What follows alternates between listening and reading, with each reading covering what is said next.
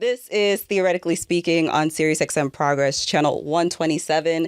And I am so excited to bring on my first guest. She is a Grammy Award winner, singer, songwriter, dancer, businesswoman, and her name is Maya. Maya, welcome to the show. Thank you. Thank you so much. How are you? I'm good. You're good? How are you? I'm trying to hang in there with this weather, but just got to take it one day at a time. I feel you. But so I'm so excited to have you here, and I'm so excited to talk about new music. You have your 10th studio album that's about to drop, and you have your new single, ASAP, which I love. And we're going to get into all of that. But I was telling you before, every episode we have a theme, and this theme is on the chair theory. And for the listeners who haven't heard about it, it's pretty much telling you to stop chasing tables where your seat is always missing, go where you are welcomed. And I feel like you have given us a masterclass on leaving the table and building your own. So I'm just so happy to have you here. That's nicely put, because sometimes you don't know where you're not invited. Sometimes you don't know where you are invited. True. So you sometimes do have to build your own door or your table. Yeah. And not too long ago, you were celebrating 25 years in music, which is no small feat. What does it mean to you, 25 plus years in music? What does that mean? You know, time flies, and it happens like a blink of an eye. It is confirmation that when you love something, you can go the extra mile. And that's where longevity, I think, stems from. Without that passion, without also a mission involved, it can't just be about you and very surface level things if you're going to last. Not that that has to be a goal for everyone, but for me, it holds a lot of weight in faith. Because you cannot do anything in life without faith, man. That's true. You will be tested every second, no matter what the profession or phase of your life, or accomplishments and accolades. And I think I'm very grateful, of course. I know that. But the best is yet to come. And I feel that. And I have so much more to contribute to music. I've learned, I've grown, I've applied. And it's time to bless others as well.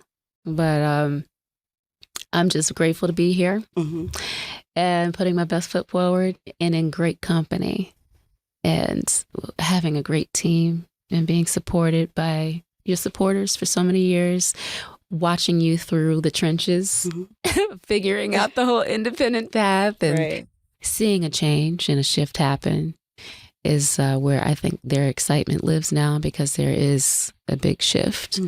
And it happens. So I really, truly believe in timing, but also divine timing, not your timing.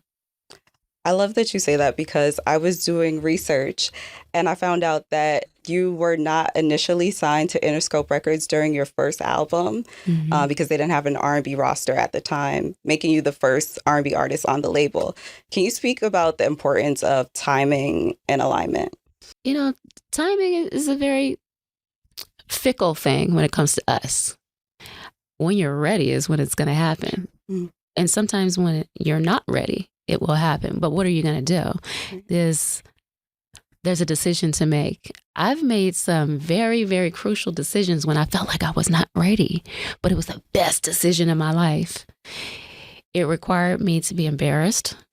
It required me to be insecure, face of fear, but then get introduced to education and knowledge that I still hold with me today and apply, because I just went for it. And it wasn't perfect. It might have been a little messy. And so that's a lesson that was learned, but also reminded to myself every day that, oh, yes, you have to be a perfectionist, especially in these days of social media, because you will get criticized, dragged through the mud, and all kinds of other things, but it doesn't have to be. I think things happen when the divine feels like, hey, it's time for you to learn a lesson, not be perfect. But it leads to greater improvement and progress that maybe leads to what you're supposed to do, purpose over perfection. So that's what I think about timing when it's divine. And, you know, you being the first R&B artist on Interscope, you opened the door for so many others. Do you ever sit back and think about that accomplishment at all? I don't even look at myself opening doors for other people. Maybe there is a department of R&B at Interscope now. I'm not sure. But I look at all of the doors that were open for me. That's how I was taught. You know, even my parents, they've opened so many doors of opportunity, and all of the greats that my father studied was influenced by, some of the people that I've trained and danced with. They opened so much possibility to me in my mind, and just through the arts in general. The teachers that we've had that spoke in a belief in us, they've opened so many doors for each and every one of us that are just standing today and moving forward in life. Yeah. Also, you know, when you first came out, I felt like there was not too many female R&B artists to gravitate towards. Today, that's not the case. What are your thoughts on the current state of R&B right now? R&B is actually quite beautiful. There are different, I would say, sects of R&B. And you have your subgenres within. There's emo music. There's neo soul. You know, R&B is a derivative of soul music anyways. But there's so many categories within R&B and so many feelings. And there's new wave, there's old school, there's classic, there's traditional, there's contemporary, there's trap and B. So it's all out here for us. And there's a lot of musicality in R&B as well. I mean, Jasmine Sullivan, Her Music Official, Summer Walker, the list goes on and on and on. And there's not one way to do R&B. Make it your own and express yourself and your truth, whatever that is right now. So I love the fact that everyone gets a chance and that there is a platform, digital streaming is available for all of us to upload our music, get it to the world. And someone out there is going to feel connected to you because they feel exactly that way, or they want to feel what you're speaking. Yeah. You have your independent label, Planet 9. When you decided to start your label, where were you at this point in your career? Did you feel like you were done waiting for a chair to be pulled up for you and you were just like, hey, let me just start my own thing? At the beginning of my career is when you ask? No, your independent label, Planet 9, when you started it. Like where? Okay. My mindset when I started my independent journey was stepping into an unknown territory. Absolutely zero knowledge of what that meant, other than you got to do it yourself, but not also knowing what everything under do it yourself meant. Right. There are other mechanics to this outside of just making music, you know? The business side. Oh. Logistics, agreements, there's legal, there's publishing, there's copyright, there's touring, and there's legal for that, there's insurance, there's accounting. What does it look like? So I think I was pulled back to be propelled forward in so many different ways. And looking back is scary. You don't want to disappoint anyone that's expecting an album release after you've made all of these announcements with the major label system. It gets leaked and then you disappear for a minute. What happened? How come we didn't get the album? And where are you? Why did you leave us? You know, that's devastating. And it also caused me to go within and go down this very spiritual deep dive to dig from a place maybe that I wasn't even tapped into before as much. And really getting to the core of why I do this and music. But it started very small in 2008, and I got a deal in Japan where the album was leaked. The fourth album was leaked. Wow. So we love it so much. Can you come over here and do a deal with us? I'm like, huh? What are you talking about? Exclusive to our territory. I said, well, you know, maybe the best way to heal right now is not to wallow in depression or devastation or distress, but just keep it moving in what you love. And through that busyness, I was able to build a team, independent, just on the production side, learn paperwork, sort of become a lawyer a little bit, and also work with people that were really hungry with a very small budget. And then something happened. It was so fun. There was joy. There was no pressure. There was also support from somewhere else, even though it was stripped over here. There was also love over here in a whole different part of the world. You're reminded of, look at this blessing, even though it's small and those over here don't see it. You may be seeking validation, Maya. So let's get into why you signed up in the first place. Are you bringing people joy? Are you tapping into greatness? And are you happy? And you just get back to core self through those, I'd say, obstacles in life that become the greatest blessings. And I just didn't look back from that point on intentionally, because it became so fun. And it's something about, I'd say, creating your world.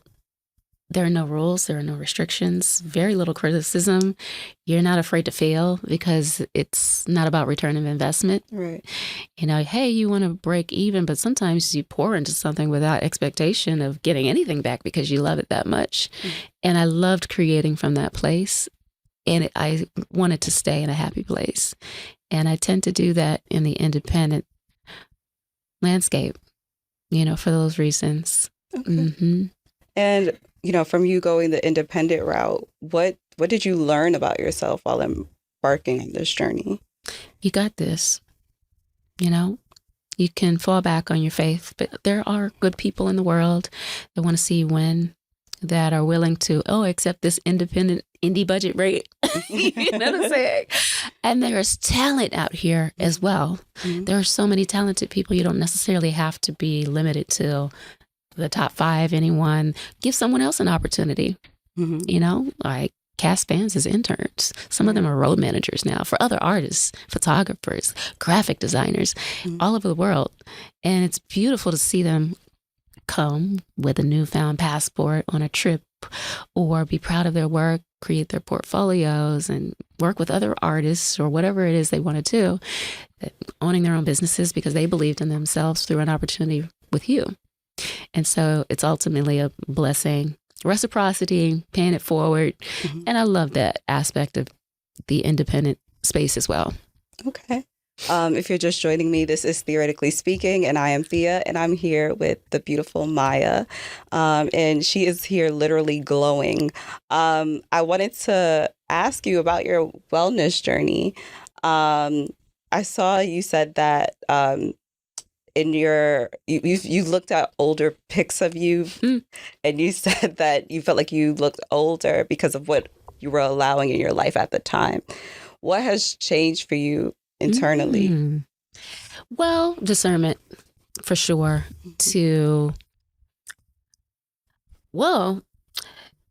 Let me back that up. Okay. After analyzing myself back then, there's a sense of vulnerability that you spot. Right. After you've healed. Okay. Like, oh my goodness, what was it? Was it a lack of awareness?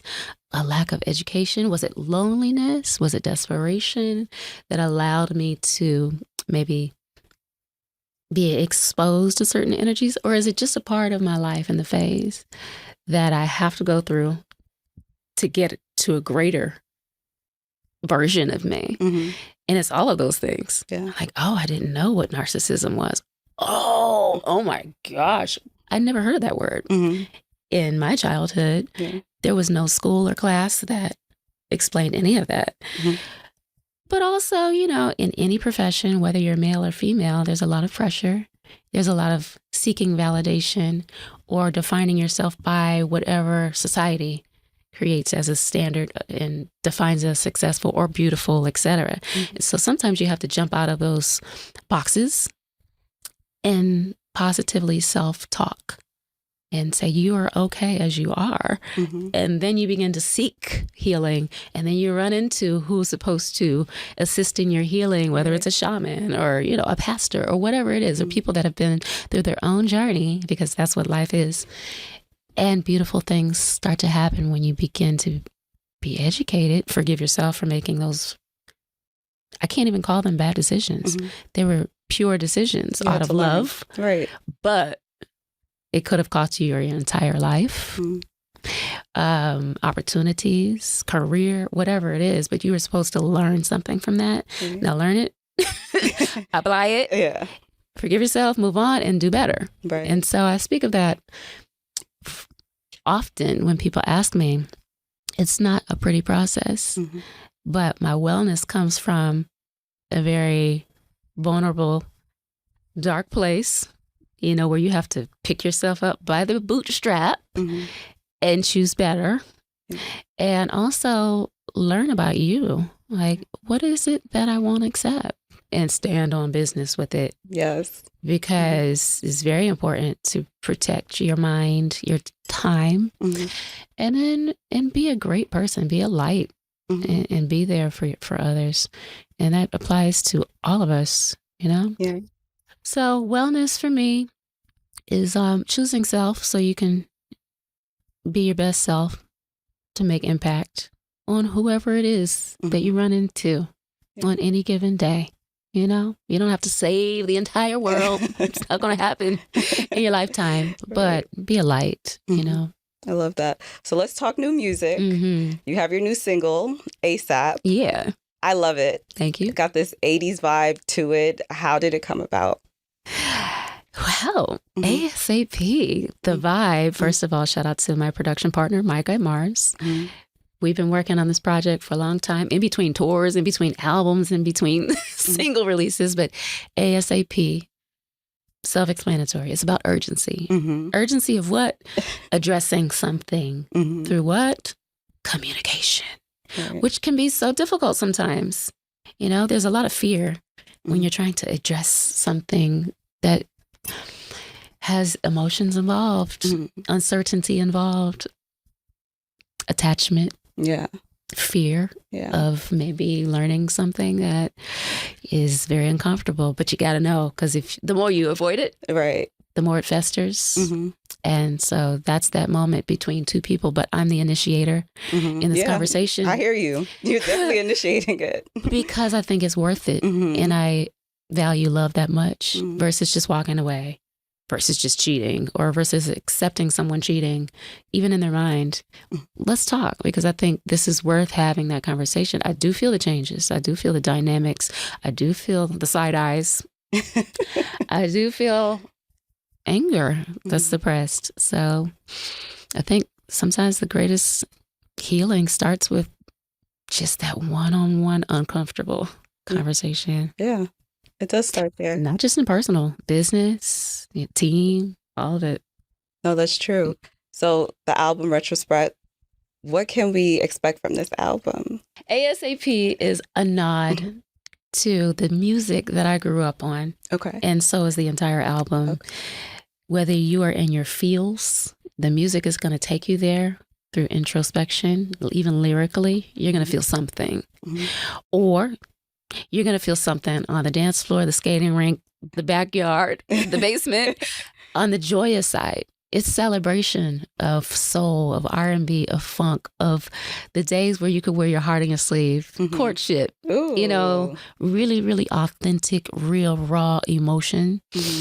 And pulling from places, even when it's cat and mouse, you know, it's a little chivalry going on, flirtatious stuff. But you're going to get all the vibes from my living room. So it's very personal. I grew up on vinyl. I grew up on 45s. I mean, my father was a musician. Bands were over in my living room. And I watched him rehearse and perform. And my mom is a skater. She's like heavy, still to this day, in the rink with 4 wheels. And you're going to get all of those great Evelyn Champagne King, Rick James, Tina Marie, Mary Jane girls, like that funk era, Minneapolis sound, Jammin' Lewis, Prince, Vanity Six, The Cunt, all of it. So what made you go this route? Because it's just me. I've always done this in my live shows. Even I did a Rick James cover on the Mood Ring album because I live in the funk, and the pandemic was confirmation for me. That that's the music that saved me. Really? Like, oh my gosh, take me to a joyous place right now, because I can't with social media. I can't with feeling bad every day, because yes, we're in this funk together and we don't know how long it's going to last. But it instantly transported me back to the joyous times. So was this birth out of the... It wasn't birthed out of the pandemic, because it's always been a part of me in my live shows and on other albums. But it was birthed prior to the pandemic. The pandemic was just confirmation and reinforcement that, no, this is the direction. We have to bring joy, not any darkness. Like, the world is suffering enough. We got to uplift the vibes. Yeah. And it's coming spring 2026, right? Yes, this year. Yes. So excited for it. So before I let you go, what advice would you give to someone who may be chasing tables and not going where they're welcomed?